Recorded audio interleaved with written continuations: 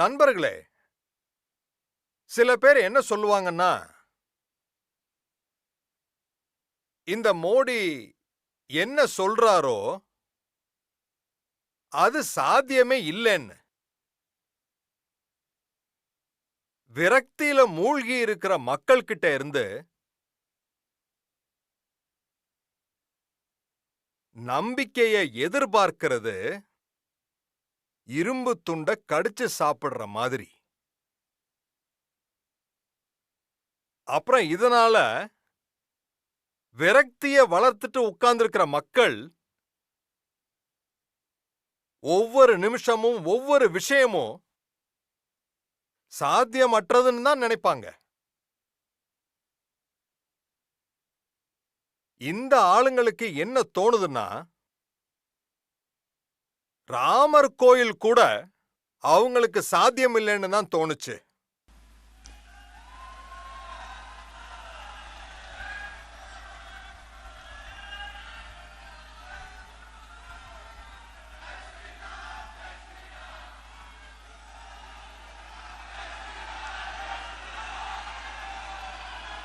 நண்பர்களே,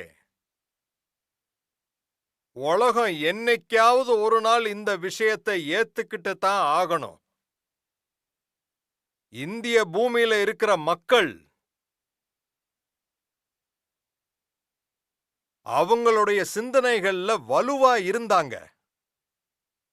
அவங்களுடைய நோக்கங்கள்ல எவ்வளவு வலுவா இருந்தாங்கன்னா, ஒரே ஒரு கனவுக்காக 500 ஆண்டுகளா போராடுனாங்க.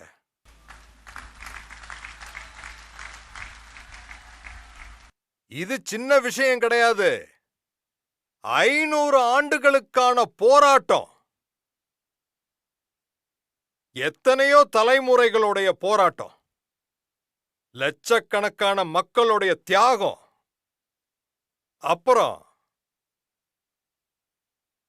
500 ஆண்டுகளா பார்த்துக்கிட்டு இருந்த கனவு இன்னைக்கு ராமர் லாலா தெய்வீக கோயில்ல அமர்ந்திருக்காரு.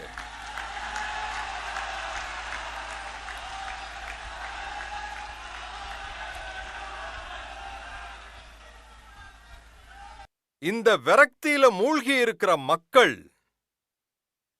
அவங்களுக்கு ஆர்டிகிள் 370 நீக்குனது கூட சாத்தியமே இல்லைன்னு தோணுச்சு.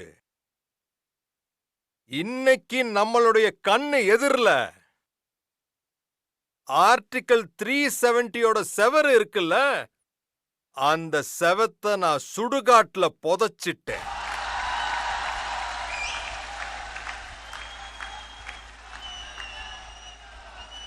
அப்புறம் யாரெல்லாம் இந்த விஷயத்தை பார்த்துக்கிட்டு இருக்காங்களோ அவங்க என்னைக்காவது ஒரு நாள் இந்த 370க்கு உயிரூட்டி அவங்க அத கொண்டு வர நினைச்சவங்க